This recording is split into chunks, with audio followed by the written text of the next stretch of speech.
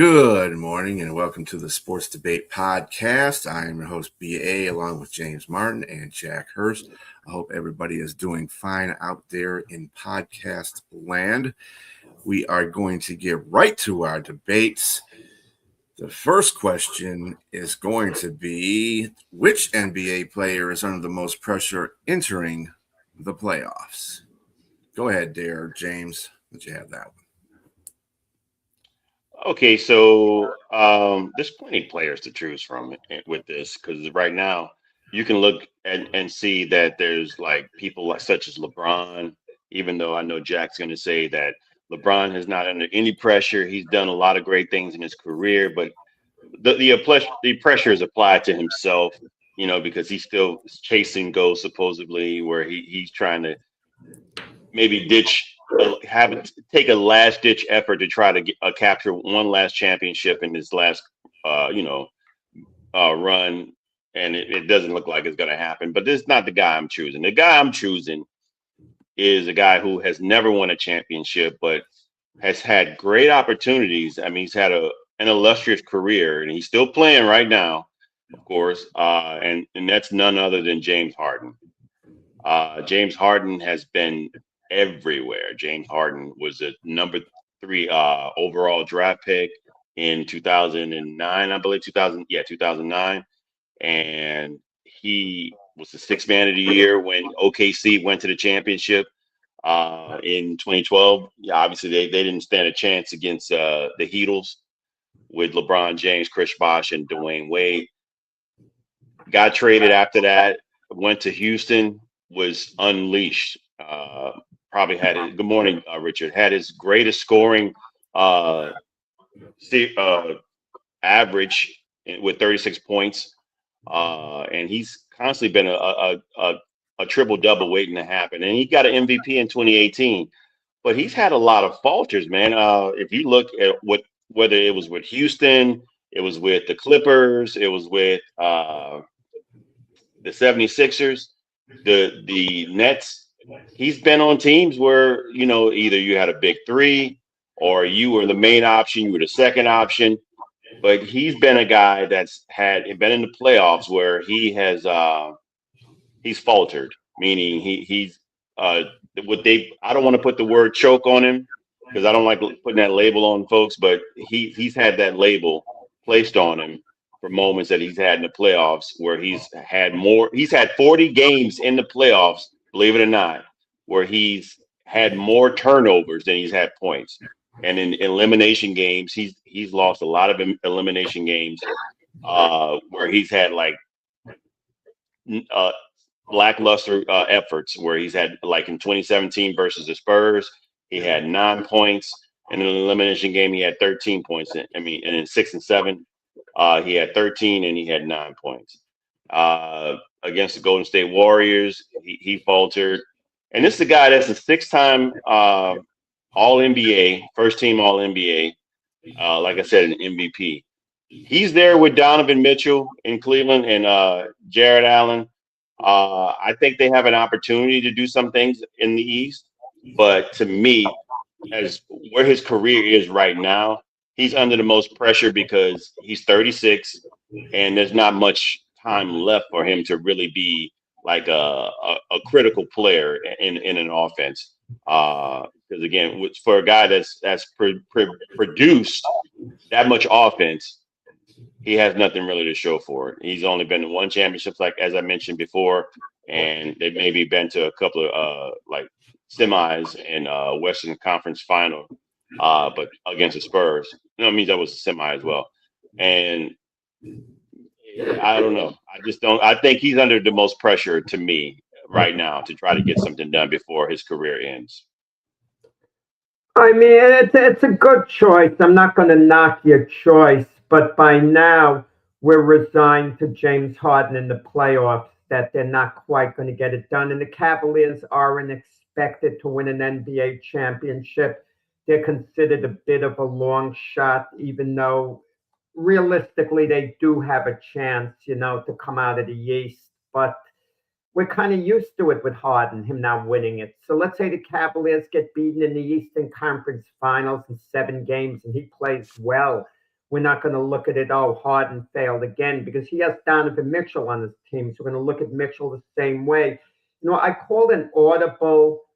I can't believe I actually called it when I heard you talking about a minute or two ago. And I actually changed my pick. It was going to be Anthony Edwards, because if he's ever going to be a breakout star, when's it going to happen? If it doesn't happen now, when is it going to happen? But the guy I'm actually saying is going to be under the most pressure, even though he's won one before, is Jokic with Denver.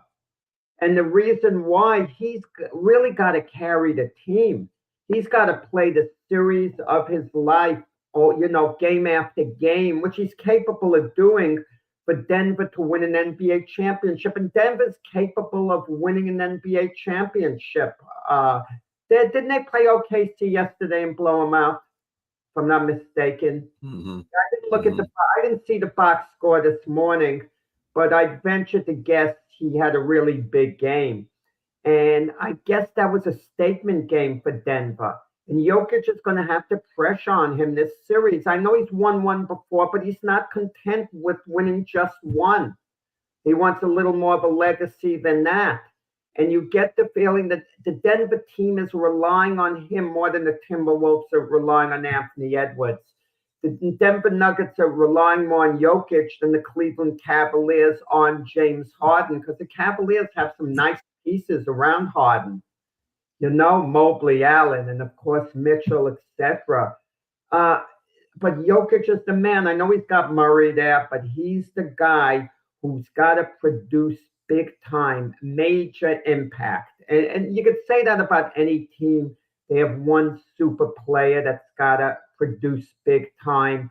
But realistically, Jokic has got to do it for Denver more than any other player has to do it for his team, for them to emerge. And I'm leaving Wemby out of this because we're giving San Antonio a pass. It's okay if they're a year away. They're playing with house money, San Antonio, even though they're capable of winning the NBA title.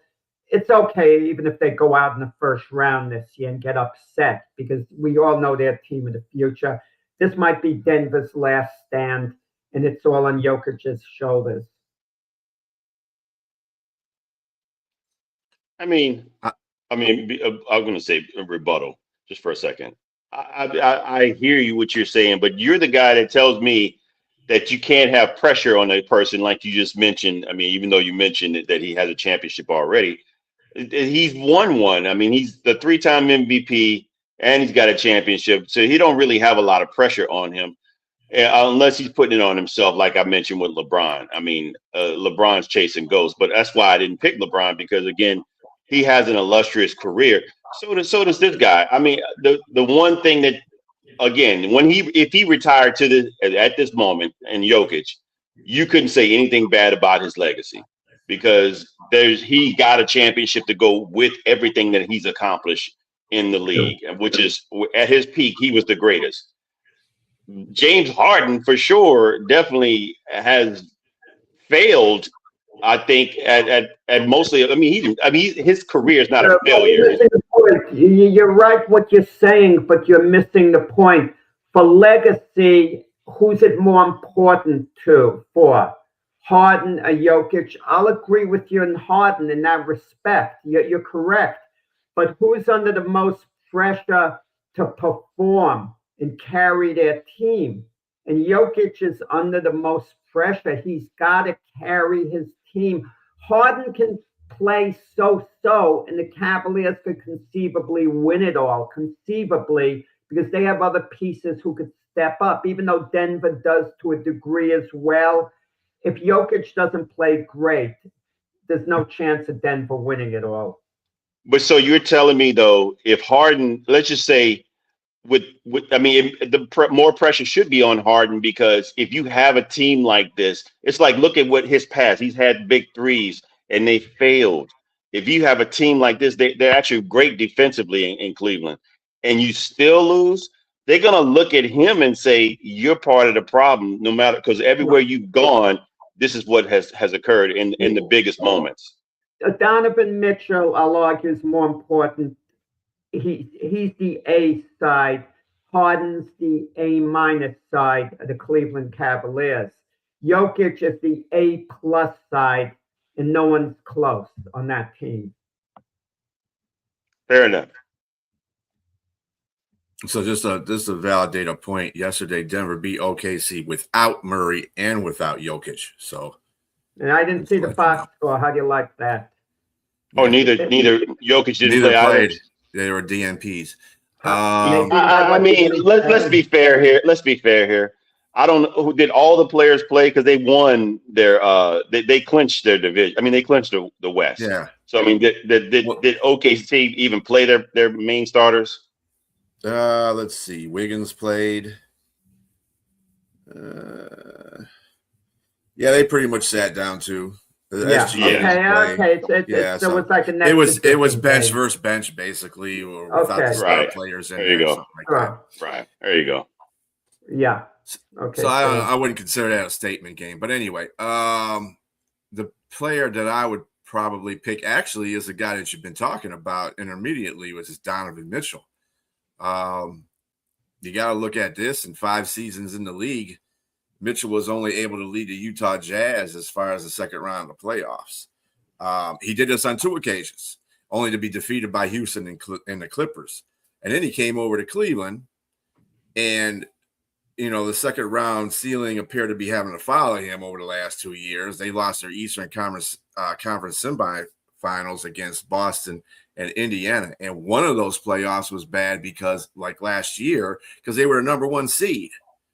So and this is a perfect avalanche between him and Harden, because now they're both teams, they're both players that are coming on to teams that have kind of had failed success in the playoffs.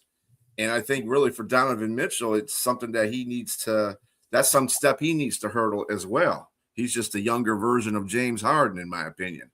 So that's what I got for Donovan Mitchell. Anyway. All righty. Next question. Were the Chicago Sky correct in trading Angel Reese? We'll go with you on this one, Jack. Yeah, I have mixed feelings on it. I hate to say that during a debate, because once you have mixed feelings, you could understand the other person's position. But the more I thought of it, the more I thought no. And I realized Angel Reese is a self-centered person.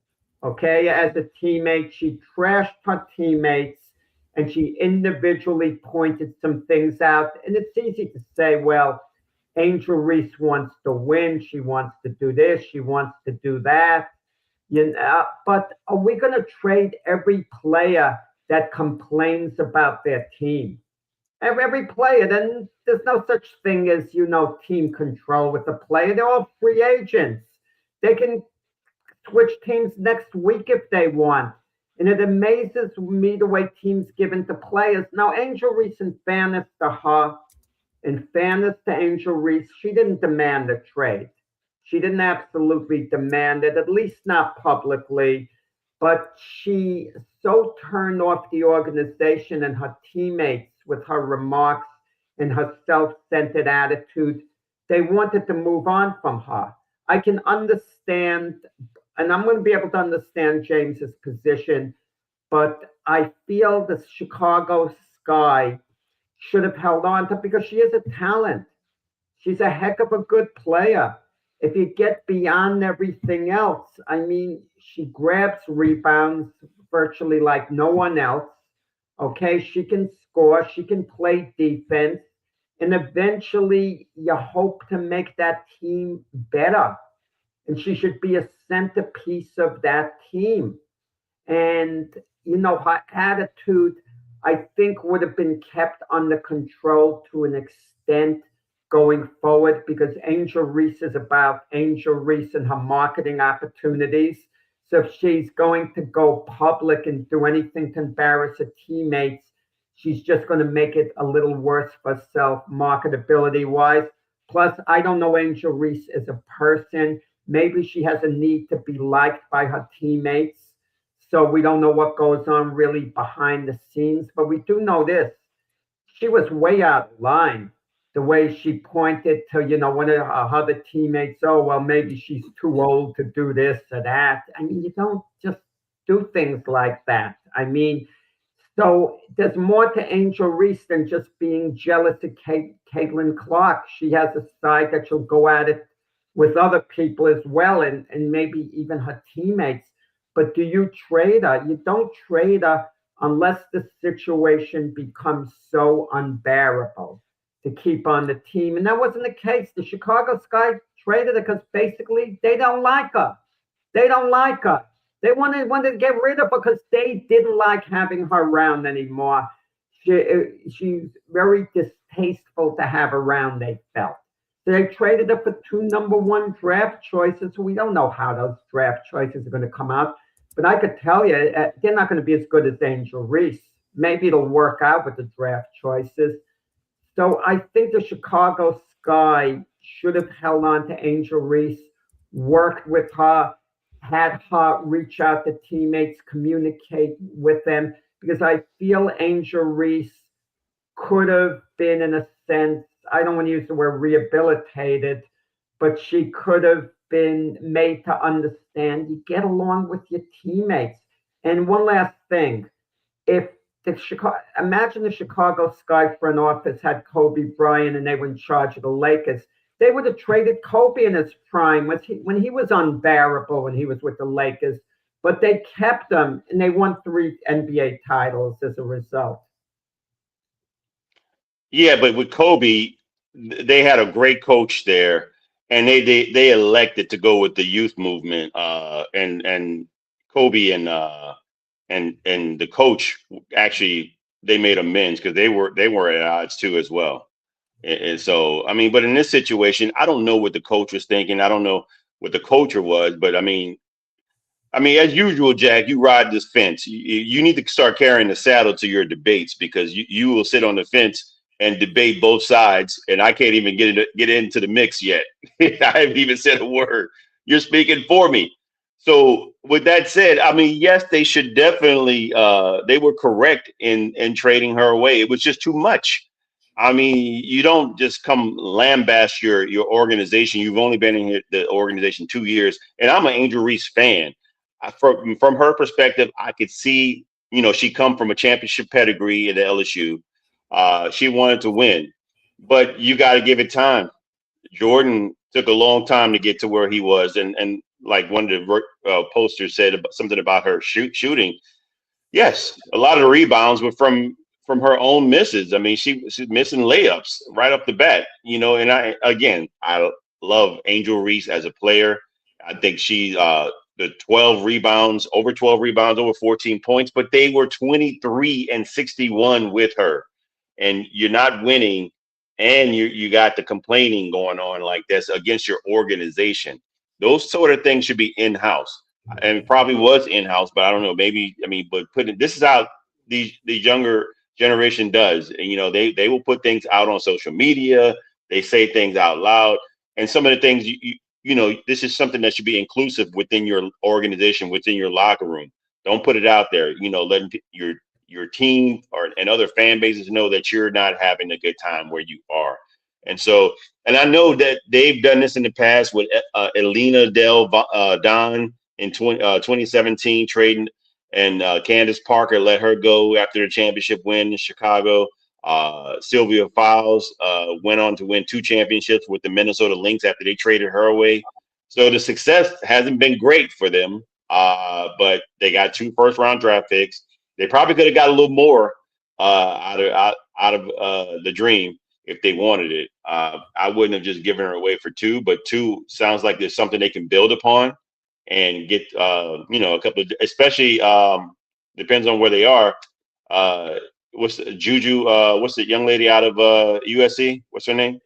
She might be available to the mission. But if you don't even know the name, it tells you a lot. This is more about your stats and wins and losses. This is about a brand. Women's basketball needs a brand in the worst way. And when you heard the Chicago Sky, you heard Angel Reese. The public knew they know 2 players in the WNBA. That's all the average sports fan knows: Angel Reese and Caitlin Clark. If someone says they want to go to a WNBA game, chances are they know nothing about the WNBA, but they hear, oh, Angel Reese is on that team. I want to see that game. Or Caitlin Clark with Indiana. Those are the 2 games they want to see. And Chicago gave up a brand player. That's the point. It's more than wins and losses. Angel Reese represents a brand. Just like that's why the Chicago Sky should have held on to her. You hold on to a player like that. I disagree way with that comment, Jack. Winning does mean something, and it does. But the brand is for the value of a franchise. You don't have a brand. You don't have a brand if you're focused on one player. It should be focused on the Chicago Sky. It should not be focused on Angel Reese. Okay, so the point of the matter is, if you're not winning with that brand, what's the point? And like James said, they were at 23-64 since they acquired Angel Reese in the draft. She doesn't work well. She didn't work well with the other draft pick that they got in the same year, which was Camila Cardoso. They don't work well together in the offensive set, and of course, there's the whole thing between Reese and the management about the roster. You know, I'm gonna tell you something. It's like there's a lot of I'm a big proponent of this because I see the Lions do it too. If you do not want to be on that team, or if you even complain about a little minute thing on a team, teams are ready to ship you out because you get paid too much anyway. These athletes get paid a whole lot of money. And what these teams are thinking is, hey, if you don't want to be on this team or you complain about your playing time, we'll send you somewhere else. They can pay you the money so you can complain. So, I mean, that's the whole point with this. I think that Chicago did a good job. They got some draft picks out of it. They're just trying to reboost their roster. I mean, hey, I think it was a win-win for both teams. I mean, she went to Atlanta. Brittany Griner is there. They have a pretty formidable lineup in Atlanta. And Atlanta's basically where I'm sorry, Chicago's not really Chicago's more of a grit city. Atlanta's more of the type of city that I think Angel Reese needs to be in because she is the Barbie of the NBA. And I think that's I will say to correct you on the dream, Brittany Griner, I think she just got a contract. I think she went to a team in Connecticut. She did? She got like a big $1 million Supermax contract or something like that. Well, she won't be in Connecticut long. But the idea that we're Houston. So. Guys, but the idea that we're even talking about this is because of Angel Reese. It's not because of the Chicago Sky or the WNBA. Only 2 players, and maybe a third, Brittany Griner, because of a situation in her background. You could maybe add her as a third one. Those are the only ones we would be talking about normally. I mean, the other top players, we wouldn't even entertain a question on this show about. But because it's Angel Reese, she's a lightning rod, like or not. I mean, I'm not a fan of hers. I mean, I respect, like Jordan said about Isaiah, I respect his game. I respect her game, on the court, what she could bring to a team. And she's a heck of a player. I mean, she's all right. I mean, there's a lot of players in the WNBA that have played well all the time, and they don't get the credit. That it's about the social media thing. Do you think? Let me ask you a question. Let me sidetrack this. Do you think Angel Reese would be much of a player before social media? Do you think that she would be just as famous? Because social media basically made Angel Reese. About anyone. You could. No. I have to give her credit. She was the dominant force for LSU, and so her being drafted, I thought she, let's just take the social media aspect out of it. She's broke a record for. I mean, whether it's kept getting her own rebounds or not, she's still getting them. I mean, she's like the Dennis Rodman of the. She's like the Dennis Rodman. She cleans up a mess on the court. Yeah, exactly. She's able to clean. Tries to. She's at least able to do it right. She broke a record for uh, rebounds in the season. So I mean, yeah, that's something that's nothing to sneeze at there. So that I would say, I yeah, mean, she will. I understand that fact. However, Michael Jordan and players that in his era and before that, they played. You heard them based on their playing performance. Do you think even if Angel Reese grabbed the rebounds of her own making, I mean that's something that people would see watching a game, without some social media involved in it, where you got Caitlin Clark, who is actually a pretty good player as well. She's in her own right, grabbing rebounds. I think that if it wasn't for social media, I don't think Angel Reese would be much. I think she'd be a name, but she would be a name among other names in the WNBA. That's what I'm saying. Because you have No, there are there's I some agree. very outstanding players in the WNBA that don't never get mentioned as much as Angel Reese does. So I'm just saying. But you got to kind of look at the same thing. I mean, they all have a factor. Yeah. Caitlin Clark has a factor. So I would say, because if she wasn't, I'll be honest with you, if Caitlin Clark wasn't white, she wouldn't have that same factor that she has now. So everybody has a factor in regards to how they're popular in certain ways. I guarantee you, Caitlin Clark, if she was black. Well, I think social media is also blew up Caitlin Clark too. I think what I'm trying to say is before social media became prominent, you actually had to be an excellent player to be at the top of your game. So that would have weeded out Caitlin Clark and Angel Reese as just focuses in the WNBA because there's other women in the WNBA that play extraordinarily better than both of them. So that's what I'm saying. I mean, I understand Jack's point because of the brand, but if your brand isn't winning your games, what's the point? You're paying out millions. You're paying out some. Well, I can't say millions of dollars. Well, we have to move on to the next question, but I will say this: how's attendance compare? If it means more money for the Chicago Sky having Angel Reese than not, then you keep her. And my feeling is they probably make more money, the organization, with her than without her. Sponsorship, fans in the seats. That's what I'm kind of looking at from that angle. And you don't give that up, that business model up. That's just my opinion. You disagree, Brian. I get it. Yeah. So, well, I'm just saying, and just one last thing before we move on to the next one. Yeah, that's fine. I understand. Like I said, I understand where you're coming from with that. But at the same time, you're already got a team in a league that's kind of shaky as it is, and then you're not winning, and that's going to get tiring to fans. Be like, oh yeah, we got Angela, but we're not winning anything. So what's the point? And then the fans will stop coming to the games, which are already they're not. There's no big attendance to these games. So now you got a brand name, you're paying, and nobody's coming to see it because you're a losing organization. So what's the point? So it kind of is like it's like a backdraft. So I get what you're saying though, Jack. So anyway, next question. Are we making too big of a deal over the Mike Vrabel and Diana Rossini photos? Go ahead, James. I think I spelled when I sent it in Rossini wrong. You did, but I went, whatever. Rossini, it's Rossini. I didn't. Yeah. No, my spelling. That's on me, not on you. Well, I copied it, so that's my bad too. So. And either way, we know who they are. Judging by the photos, we definitely know who they are. Look, no, you're not making a big deal. I mean, I get it. There's paparazzi. There's the MCU universe. There's AI. None of this looks like any of that. This looks like a couple of people who are married and not having fun with their marriages and wanting a little side action or whatever it may be, going on.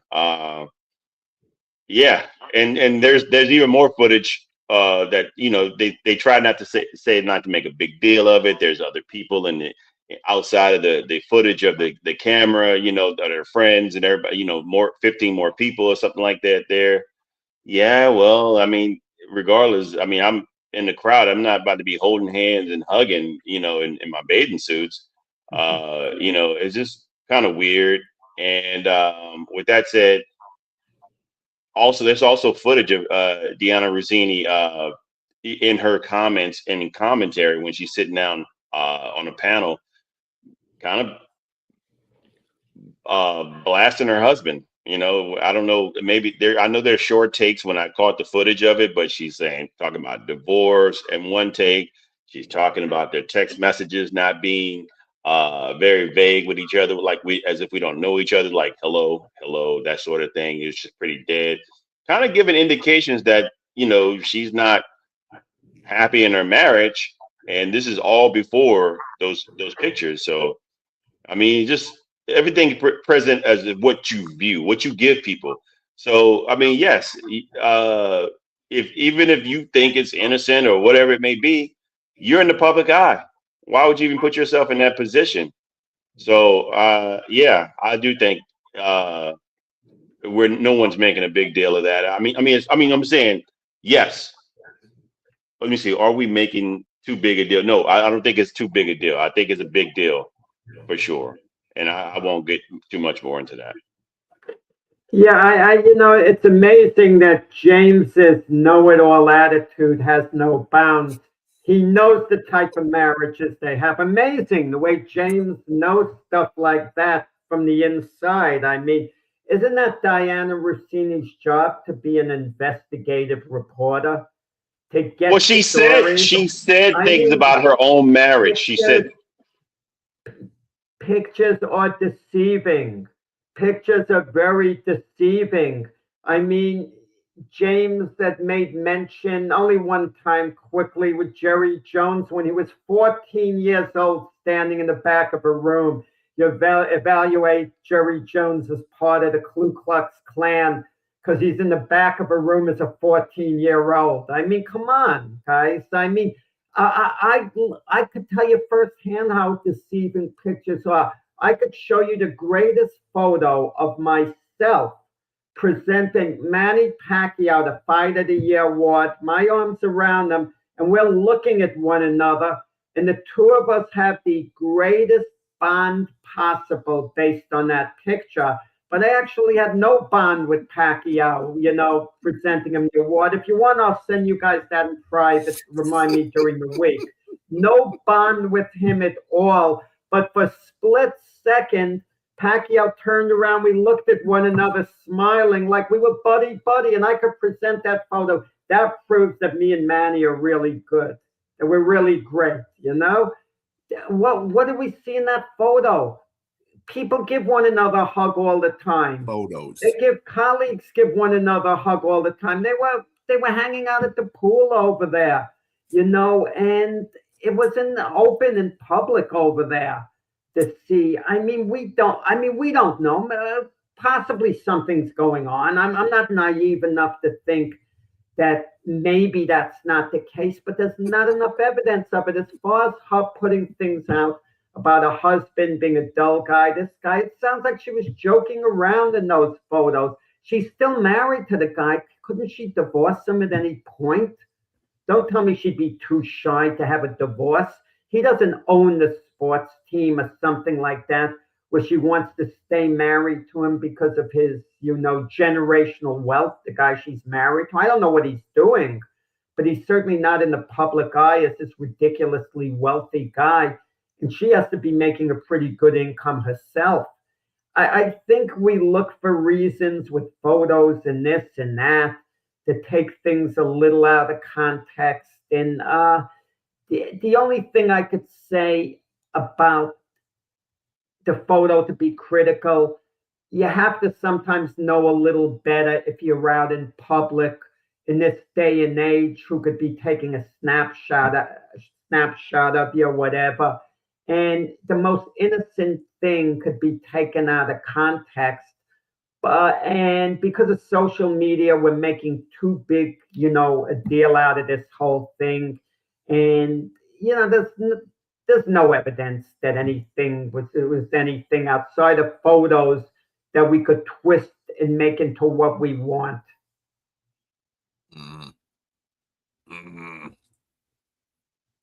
I mean, I kind of agree with both of you. But at the same time, it's not just a photo, it is photos. Okay. They even have photos with them in the pool together. So it's just not the finger locking thing that they were getting, they were, joking about the whole situation, that whole thing. It's not about them hugging. All those photos all together portray a picture of what social media is going to put out there as what's going on with this. And that's this day and age. And even if they were in a public spot, they know they're going to be inundated with photographers taking these pictures. So either you are definitely innocent of what you're doing, as Vrabel was kind of alluding to, or you're not. And the only person at the end of the day that's got to make a big deal of it is their spouses.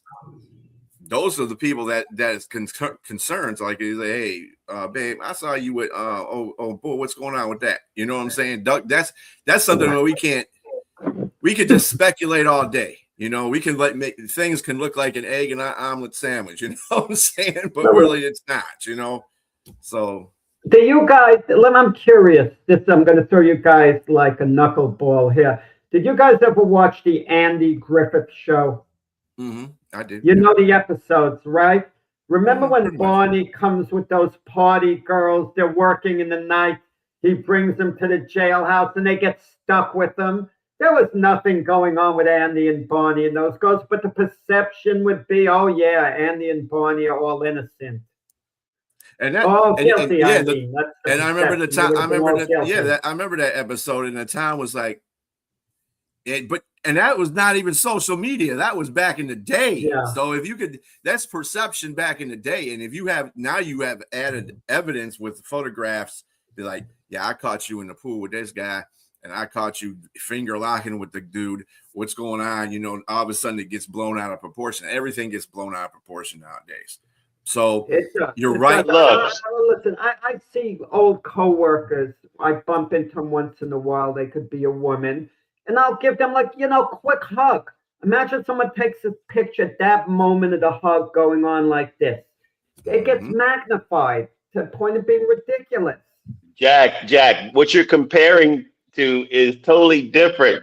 They're at the pool side. It's not like you're meeting somebody you hadn't seen in a long time. They're hanging out at the pool side in bathing suits and hugging in bathing suits. They're not they're not hugging in the bathing suits, are they? At the pool, not in the pool. Well, not in the pool, outside the pool. Outside the pool. They were clothed when they were hugging and finger locking and all that goofy stuff. But they were in the pool with bathing suits on, sitting next to each other. I mean, again, you can make anything you want out of it. I'm not saying that they're guilty of anything. What I am saying is it doesn't look good. Well, I'm saying that. Wait. She was a beat reporter for the Tennessee Titans. So they have that relationship going back, for years. As her being a reporter, so there's that familiarity, kind of like if she was a guy hanging out next to him in the pool, you wouldn't be saying anything. You would just laugh it off. The reporter and the coach having a moment and laughing and hanging out together because the reporter went back with the coach a long way, covering that coach. You'd look at it a bit differently, but because she's a woman hanging next to him, you're not looking at it as a reporter. You're looking at it as a woman. Well, this whole thing started off, first of all, with a finger locking thing. Now, if they took a picture with a guy finger locking with him, again, that would be a little bit different. It would be a situation where finger locking doesn't look good. I'll admit the finger locking. People don't finger lock normally. I wouldn't finger lock anyone. We're going everywhere with that too. Right? Exactly. but Jack, in a sense of you, even with that innocent type, like you talk about, if you saw a coworker or somebody that you haven't seen in a while, a friend or whatever that happens to be female, and you hugged just because hey, what's up? How you doing? Yeah, like having. And somebody took a picture, and then, but this is the thing. It doesn't depend on the public. It depended on your wife. So if your wife saw that picture, she wouldn't think nothing of it because she knows who you are. Yeah. That's the point. I'm done. the public's going to make a big deal out of it because we ain't got nothing better to do than to talk about everybody else's relationship. So, I mean, that's just the way it goes in the media. True. But you know who you really need, just closing from my end to squash the whole thing? Grable's wife to come out and say, no big deal. He's known Diana from back in the days of Tennessee Titans. Come on, people, get over it. And then I think you could kind of move on. But I kind of wonder what's going on with Mike Grable now, whether he has explaining to do or not, but whatever. I think Vrabel's going to be Vrabel and just going about business as usual. He's not going to even utter. I mean, I'm not saying he's not going to utter a word about it, but I think he's not going to lose sweat off his brow over it. I'll tell you that right now. Vrabel, you got some splaining to do. No, I don't. We're trying to win the Super Bowl. That's what he's going to say. But yeah, look, I'm done. I'm done with that too. All right. Who is the greatest athlete living in complete obscurity? Yeah, the key part I'm of giving that one to Jack, yeah. The key part about that question is not who's the greatest living athlete necessarily. You can't name Michael Jordan as the answer to this question because he's not in obscurity. He gets interviewed now and then. So don't even consider Michael Jordan. Anyone who sends in, it has to be Michael Jordan, read the question. Look at the last word, obscurity. That means we don't even know whether they're alive or not. You know who inspired this question, actually? Denny McLain. The other day, I saw something with Denny McLain, wishing him a happy 82nd birthday, and I thought, Denny McLain? I didn't know he was alive. His name hasn't come up for years. His is a forgotten name completely. And that's what made me think of the question. There were a handful of great athletes who no one interviews anymore. I mean, we don't even hardly know that they're alive. I mean, maybe they're not in the shape to be interviewed. Don't get me wrong, okay? Maybe they are. But in any event, technically, they're still alive, and we don't even realize it. I mean, 3 of them come to mind. To a lesser degree, maybe Jack Nicholson, arguably more than arguably, the greatest golfer of all time. The consensus is Nicklaus is 1 and Tiger Woods is 2. But I haven't seen him be interviewed in a while, but I just don't know what's going on with Jack Nicholson right now. Maybe he's been interviewed recently and I've just missed it. And there are 2 more guys in the NBA. The big O, Oscar Robertson, age 87. I mean, this guy's one of the all-time greats when you talk about the greatest NBA players of all time. I mean, you can easily put Oscar in the top 5 without anyone really ripping into you. They can't say you don't know what you're talking about if you put Oscar in the top 5. I'm not saying he belongs in the top 5 necessarily, but you can make an argument that Oscar Robertson is as every bit as good as Kobe Bryant and Magic Johnson, for example. You can make that argument. I'm not saying you're going to win the argument, but it's a reasonable argument. And then there's a guy who was never, when you talk about the greatest point guards of all time, what if we forget the guy who, maybe is the greatest of all time, like I said a moment ago, and that's Bob Cousy, age 97. We don't even realize Bob Cousy is still around. No, has anyone tried to interview him? Has anyone even mentioned his name? His name never even comes up. Bob Cousy was the man when it came to the NBA. For years and years, he was the biggest star in the NBA. Was he better than the big O, Oscar Robertson? That's debatable. You'd have to give the big O a little edge there, but just a little edge, not a big edge. Bob Cousy was a phenomenal point guard. I don't mean he was just a great point guard. He was better than great. He was phenomenal, Bob Cousy. I mean, there wasn't a thing the guy couldn't do. He was ahead of his time. He was making no-look passes before, anyone even thought of the term or whatever. And he was not only the face of the NBA, sports, you put him up there with guys like Joe DiMaggio as big names, as sports personalities at the time.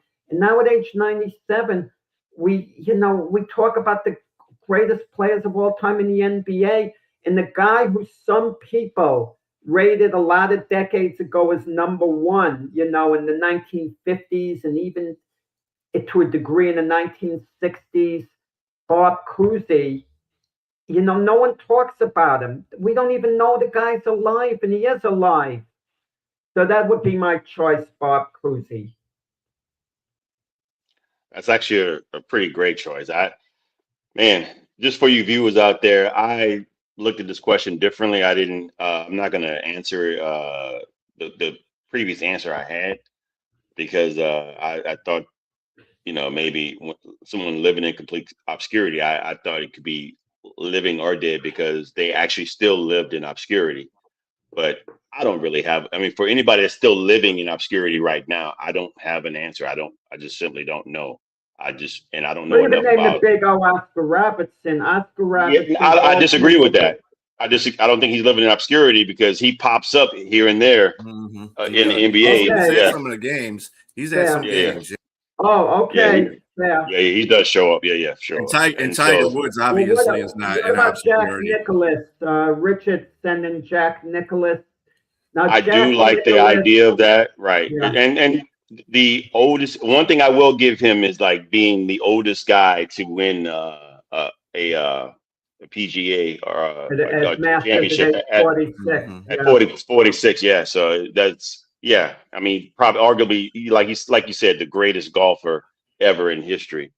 And you don't hear anything about him at all. No one, he doesn't come out at all. So younger people particularly, probably if they don't know who he is, they wouldn't know because he doesn't do interviews and he's not out there. Super person Jack Nicklaus, when he was at the peak of his career, he would win these golf tournaments. He would rush back to see his kids play sports, and he'd be standing in the last row of the bleachers with, the other parents there just watching.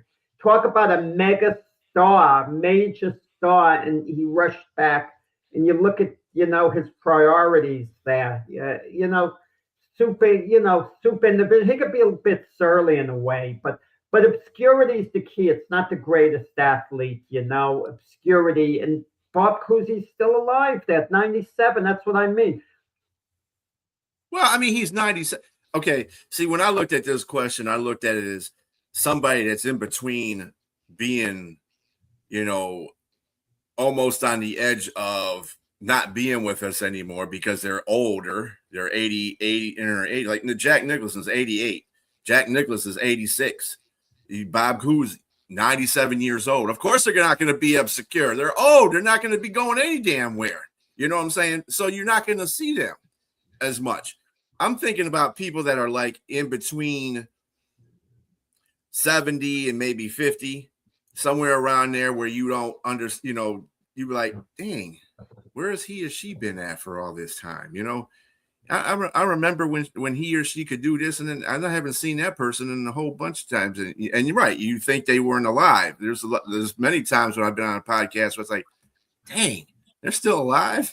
But it's more than that, Brian. It's more than that. You could take when Willie Mays was old before he passed, Bill Russell, Jim Brown, people would talk about them.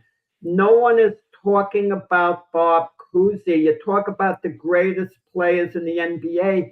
His name rarely comes into the discussion.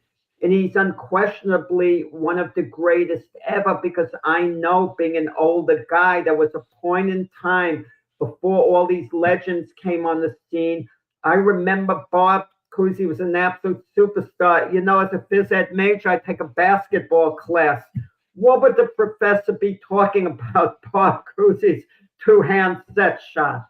He'd be describing, we'd have to follow patterns of what Bob Cousy was doing. He was the role model. More, being white played into the equation. Let's be honest about it. We see it with the logo with Jerry West being white. It wouldn't have been fashionable back in the day to have a black man as the logo, of the NBA. But even with that said, all these decades later, where the face of the NBA certainly has changed tremendously in all ways, shape, and forms, Bob Cousy shouldn't be forgotten the way he is. I mean, LeBron did bring him up one point about a year ago, and LeBron laughed like he was putting down the old timers, LeBron, in a gentle way. And then he laughed. He said, "Yeah, Kuz had game," and he laughed. Like, yeah, Kuz had game. He But did Kuz have game. really He had really did game. have game. Yeah, for in sure. his era, He he really had did. game. Yeah. Mhm. He No, I mean, could have not just had the era. Cousy grew up in black neighborhoods, and so a lot of the game that he had was because he like Larry Bird. Larry Bird didn't want to go play against the white. He wanted to play the black dudes. He wanted to go and beat them because he knew that's the way he played. That's where the competition for him was. And so Cousy was the same. It was exactly the same. And a lot of his game wasn't allowed to translate into the game because they didn't allow you to like dunk and all this other kind of stuff. But he had great moves and everything. I mean, he was just awesome. He's far beyond my reach in regards to watching live, but to be able to watch archives of a player like this, he was incredible. He was incredible. He had game, like you said, and I think LeBron James he respects the game. So I don't, maybe he was laughing, but I think he was also giving credit and shine to Bob Cousy. Well, I'm not sure about that with LeBron because LeBron was saying Giannis would have averaged 70 points back whenever. What gets He me would have. But no. What gets me about these old timers like Bob Cousy. Bob Cousy retired in something, I believe, around the end of 1963. Okay, Kareem Abdul-Jabbar entered the NBA, I believe. What was it? Was it 1970? I'm close. I could be a year off. That's only 7 years apart. And is there anyone who thinks Kareem Abdul-Jabbar wouldn't be great if he was playing today? I mean, who wouldn't? I mean, if if he were around today, wouldn't Kareem Abdul-Jabbar be just as good? I don't know. I think his position would die out. Kareem he shot made 1 3 in his whole career. These players now, centers shoot threes, and so your game is totally different. Maybe He was versatile. He played like Wemby, but wasn't allowed to. Was the thing. They made him play traditional sense. He could dribble really well, Kareem. He could bring the ball down the court. Kareem actually could have. They could have trained him, and he could have played some guard. Believe it or not, that's how good he was. No, I agree. I believe he was really good, and I think I'm just thinking, would he have been as dominant? Would he be the league leading scorer? I mean, all-time league leading scorer in this era of basketball versus? I mean, don't get me wrong, they played a tougher game back then, and his skyhook was just unstoppable. Nobody could stop that. So I don't know. I just think the game is different, and maybe had he been a 3-point shooter, I would give that credit to that. I just think that his game wouldn't have translated to this game now if he didn't shoot threes. And so, because that's just the way they play now. But I mean, I think he'd still be dominant. I just think that, guys, and maybe they're going back into that era a little bit to where they're shooting more twos now.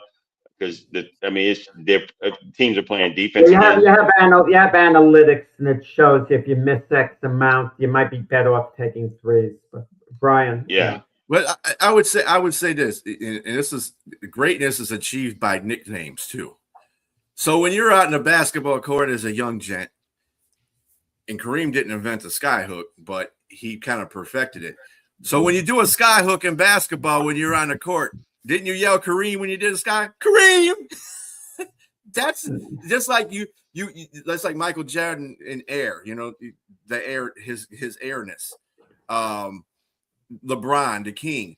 When you're associated with greatness, you have a greatness nickname on there. So I mean, obscurity probably wouldn't be for some of those players. They wouldn't be obscure because they have a nickname after them. So, You know, it's like Moss. You got Moss. Randy Moss is a great athlete. Never won a Super Bowl, but he's a great athlete. And, you know, and everybody go out there, oh, he just got mossed, you know, and it still works today. The dude's been retired from the NFL for how many years, and it's still used today. So my pick, though, getting back on the subject, my pick, though, is, and I know we were using professional athletes in major sports like NBA, but Gail Devers from the Olympics. That girl was awesome in the Olympics. Yeah. Man, she was winning golds everywhere. Where's she at now? Nobody.